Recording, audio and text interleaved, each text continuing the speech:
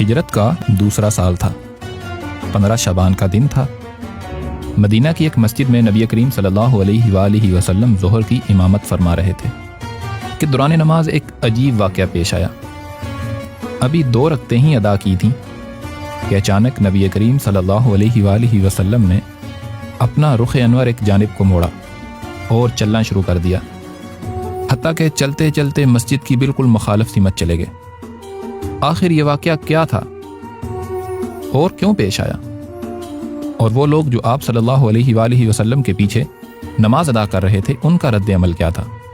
آئیے جانتے ہیں۔ نبی کریم صلی اللہ علیہ وآلہ وسلم نے جب مکہ سے مدینہ شریف ہجرت فرمائی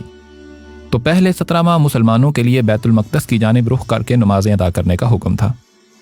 وہ بیت المقدس جو یہودیوں کا قبلہ تھا، اور یہودی یہ کہتے تھے کہ مسلمان الگ دین کی بات کرتے ہیں، جبکہ ان کا اپنا قبلہ ہی نہیں، اپنی عبادات کے لیے تو ہمارے قبلے کا رخ کرتے ہیں۔ یہ تو کھلا تضاد ہوا۔ نبی کریم صلی اللہ علیہ وآلہ وسلم تک جب یہ بات پہنچی تو آپ مدینہ منورہ کے محلہ بنو سلمہ میں واقع ایک مسجد میں تشریف فرما تھے، جو کہ سواد بن غنم بن کعب رضی اللہ عنہ نے تعمیر کروائی تھی۔ آپ صلی اللہ علیہ وآلہ وسلم ظہر کی امامت فرما رہے تھے اور 2 رکعت ادا ہو چکی تھیں۔ اسی دوران آپ صلی اللہ علیہ وآلہ وسلم نے کچھ غیر مسلموں کو یہ کہتے ہوئے سن لیا، تو نبی کریم صلی اللہ علیہ وآلہ وسلم نے دوران نماز ہی چاہا کہ قبلہ تبدیل کر دیا جائے، تو دوران نماز ہی اللہ سبحانہ و تعالیٰ نے وہی نازل فرمائی، قد نرا تقلب وجہک فی السماء، اے حبیب ہم بار بار آپ کے رخ انور کو آسمان میں پھرتے ہوئے دیکھ رہے ہیں، فلنولینک قبلۃ ترضاھا، ہم ضرور آپ صلی اللہ علیہ وآلہ وسلم کا رخ اس قبلہ کی جانب پھیر دیں گے جس پر آپ راضی ہیں، فولی وجہک شطر المسجد الحرام، لہذا آپ اپنا رخ انور مسجد حرام کی طرف پھیر لیجئے۔ اور مومنوں کو حکم ہوا، وحیث ما کنتم فولوا وجوہکم شطرا، اور اے ایمان والو تم جہاں کہیں بھی ہو اپنے چہروں کو اسی طرف پھیر دو۔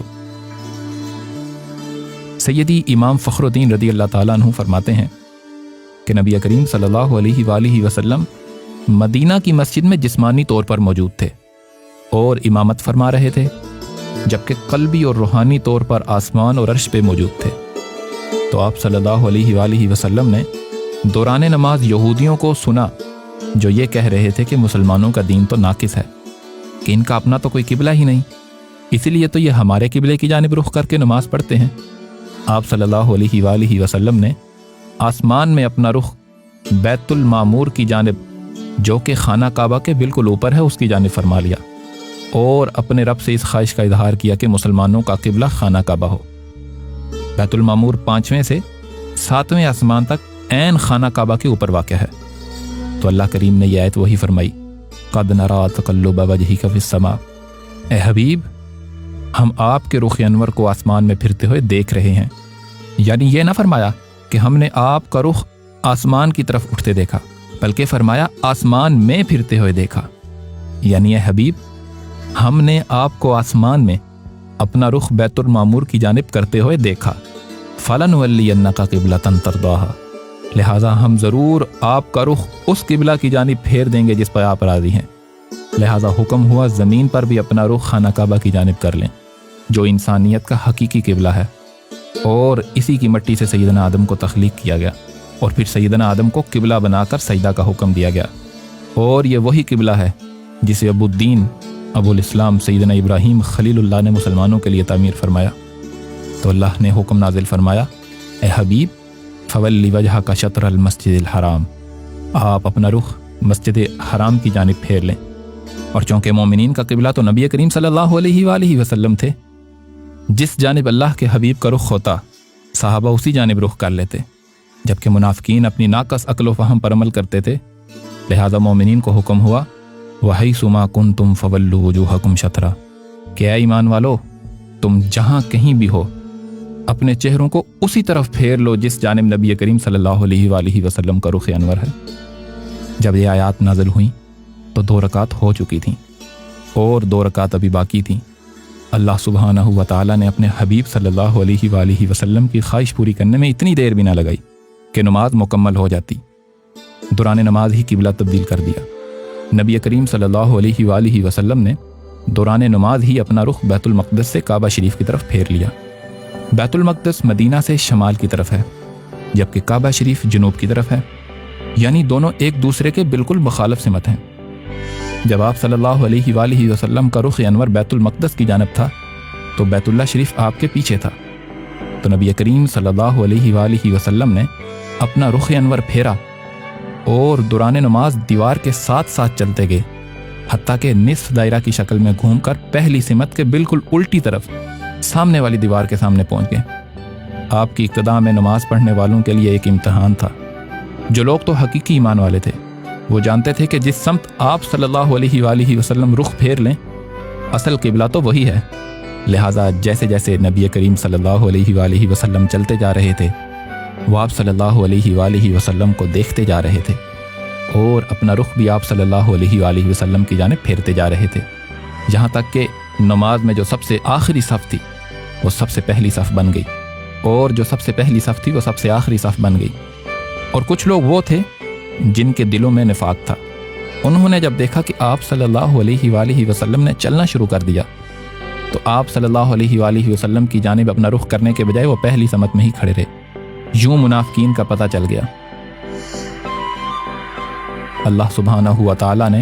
تحویل قبلہ کی اس حکمت کو بیان کرتے ہوئے ارشاد فرمایا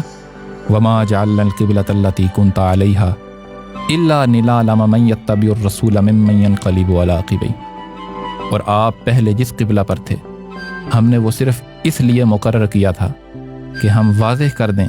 کہ کون ہمارے رسول صلی اللہ علیہ وآلہ وسلم کی پیروی کرتا ہے اور کون اپنے الٹے پاؤں پھر جاتا ہے۔ یوں اس واقعے نے مؤمنین اور منافقین کے درمیان واضح فرق کر دیا، اور یہ نماز وہ منفرد نماز تھی جس کی ابتدا میں قبلہ بیت المقدس تھا، لیکن نبی کریم صلی اللہ علیہ وآلہ وسلم کی چاہت پر دوران نماز ہی بیت اللہ کو قبلہ بنا دیا گیا، اور نماز کا اختتام کعبۃ اللہ کی طرف رخ کر کے ہوا۔ یہ عظیم الشان واقعہ نصف شعبان یعنی شعبان المعظم کی 15 تاریخ کو پیش آیا، اور اس عظیم واقعہ کی وجہ سے اس رات کو ایک خاص اہمیت حاصل ہے۔ اس لیے نبی کریم صلی اللہ علیہ وآلہ وسلم نے فرمایا ہے کہ رجب اللہ کا مہینہ ہے، شعبان میرا مہینہ ہے، اور رمضان میری امت کا مہینہ ہے۔ اس رات کے کئی نام ہیں، اس کو لیلۃ المبارکہ، لیلۃ البرات اور لیلۃ الرحمت بھی کہتے ہیں، اور اسے شب برات بھی کہا جاتا ہے۔ شب کا معنی رات ہے اور برات کے معنی چھٹکارا کے ہیں۔ شعبان کی بابرکت رات کو شب برات اس لیے کہا جاتا ہے کہ اس رات اللہ سبحانہ و تعالی بے شمار گناہگاروں کی بخشش فرما کر انہیں جہنم کی آگ سے چھٹکارا عطا فرماتا ہے۔ صحابہ کرام، تابعین اور تبع تابعین کے دور سے آج تک اس رات کی فضیلت سے فائدہ اٹھانے کا اہتمام کیا جاتا رہا ہے۔ لوگ اس رات میں عبادات کا خصوصی اہتمام کرتے ہیں۔ اس رات کی کئی خصوصیات ہیں۔ سیدنا معاذ بن جبل رضی اللہ عنہ فرماتے ہیں کہ اللہ کے حبیب نے ارشاد فرمایا اللہ سبحانہ و تعالیٰ 15ویں شب میں تمام مخلوق کی جانب تجلی فرماتا ہے اور ساری مخلوق کی مغفرت فرما دیتا ہے سوائے مشرک اور بغض رکھنے والے کے، یعنی اس رات اللہ کی خصوصی رحمتوں کا نزول ہوتا ہے اور اس رات گناہوں کو معاف کیا جاتا ہے۔ اور نبی کریم صلی اللہ علیہ وآلہ وسلم نے فرمایا 15ویں شب میں اللہ سبحانہ و تعالیٰ کی جانب سے ندا دی جاتی ہے کہ ہے کوئی مغفرت مانگنے والا کہ میں اس کے گناہوں کو معاف کر دوں، ہے کوئی سوال کرنے والا کہ میں عطا کروں، یعنی اس رات اللہ کی رحمت بندوں کو پکار پکار کر کہتی ہے کہ جو بخشش چاہتا ہے، جو مانگنا چاہتا ہے، آج کی رات مانگے میں اسے عطا کروں گا۔ ام المؤمنین سیدہ عائشہ صدیقہ رضی اللہ عنہا فرماتی ہیں ایک رات نبی کریم صلی اللہ علیہ وآلہ وسلم میرے پاس تشریف فرما تھے۔ رات کو میں اٹھی تو دیکھا نبی کریم صلی اللہ علیہ وآلہ وسلم میرے پاس نہیں ہیں۔ سیدہ فرماتی ہیں کہ میں نبی کریم صلی اللہ علیہ وآلہ وسلم کی تلاش میں نکلی، تلاش کرتے کرتے میں بقیع کے قبرستان پہنچی۔ اللہ کے حبیب صلی اللہ علیہ وآلہ وسلم بقیع میں تشریف فرما تھے۔ آپ صلی اللہ علیہ وآلہ وسلم نے فرمایا کیا تمہیں ڈر تھا کہ اللہ اور اس کا رسول تم پر ظلم کریں گے؟ سیدہ ام المؤمنین رضی اللہ عنہا عرض کرتی ہیں یا رسول اللہ صلی اللہ علیہ وسلم، مجھے گمان ہوا کہ آپ ازواج مطہرات میں سے کسی اور کے پاس تشریف لے گئے ہیں۔ تو آپ صلی اللہ علیہ وآلہ وسلم نے فرمایا بے شک اللہ سبحانہ و تعالی 15ویں شعبان کی رات کو نچلے آسمان پر نزول فرماتا ہے اور قبیلہ کلب کی بکریوں کے بالوں کی تعداد میں لوگوں کی مغفرت فرما دیتا ہے، اور اس رات میں بے شمار لوگوں کی مغفرت کی جاتی ہے۔ لہذا اس رات اللہ سبحانہ و تعالیٰ کی رحمت جوش میں ہوتی ہے، ہر مانگنے والے کو عطا کیا جاتا ہے، اس لیے اس رات عبادات کی کثرت کی جاتی ہے، بلکہ اس رات عبادات کرنے کو پسند کیا گیا ہے۔ سیدنا و مولانا امام علی المرتضیٰ کرم اللہ وجہہ فرماتے ہیں، رسول اللہ صلی اللہ علیہ وآلہ وسلم نے فرمایا، جب شعبان کی 15ویں شب ہو تو اس رات قیام کرو اور اس دن روزہ رکھو، اس لیے کہ اللہ سبحانہ و تعالیٰ غروب آفتاب کے وقت ہی آسمان دنیا پر نزول فرماتا ہے اور فرماتا ہے، کیا کوئی مغفرت طلب کرنے والا ہے کہ میں اس کی مغفرت کروں؟ کیا کوئی رزق تلاش کرنے والا ہے کہ میں اسے رزق عطا کروں؟ کیا کوئی مصیبت کا مارا ہے کہ میں اس کی مصیبت دور کروں؟ کیا کوئی ایسا ہے حتیٰ کہ صبح و صادق کا وقت ہو جاتا ہے۔ اسی وجہ سے اس رات خاص عبادات کا اہتمام کیا جاتا ہے۔ طریقہ برہانیہ کے مشائخ نے بھی اس رات عبادات کرنے کی نصیحت فرمائی ہے۔ سید امام فخر الدین رضی اللہ عنہ نے فرمایا ہے، اس دن کوئی نوافل خاص نہیں ہے، جس قدر ممکن ہو نوافل پڑھیں۔ ہاں، نماز مغرب کے بعد 6 نوافل سے 36 نوافل تک پڑھ لیے جائیں تو ان کی فضیلت بہت زیادہ ہے، اور وہ افراد جو کسی طریقت سے منسلک ہیں اور کسی شیخ کی بیعت ہیں، وہ اپنے مشائخ کی جانب سے دیے جانے والے اوراد اور اذکار کریں، کیونکہ جہاں کلمہ سب سے افضل فرض ہے جس کے بغیر باقی سب عبادات بے معنی ہیں، وہیں اس سب سے اعلیٰ فرض کا نفل بھی سب سے اعلیٰ ہے، اور لا الہ الا اللہ کا نفل ذکر اللہ ہے، اور محمد رسول اللہ کا نفل ذکر حبیب اللہ صلی اللہ علیہ وآلہ وسلم ہے، یعنی درود پاک ہے۔ تو جو بھی اللہ اور اس کے حبیب کا ذکر کثرت سے کرے گا تو وہ باقی تمام نوافل سے بڑھ کر اجر پائے گا اور ان کا قرب اور خوشنودی حاصل کرے گا۔ لیکن یاد رہے، ان اذکار کو کرنے کے لیے اپنے شیخ کی اجازت لازمی ہے۔ اللہ سبحانہ و تعالی اپنے حبیب کریم صلی اللہ علیہ وآلہ وسلم کے وسیلہ سے ہمیں اس رات کی برکات کو حاصل کرنے کی توفیق عطا فرمائے، اور اللہ کے ایام اور ان کی قدر کو جاننے کی توفیق عطا فرمائے۔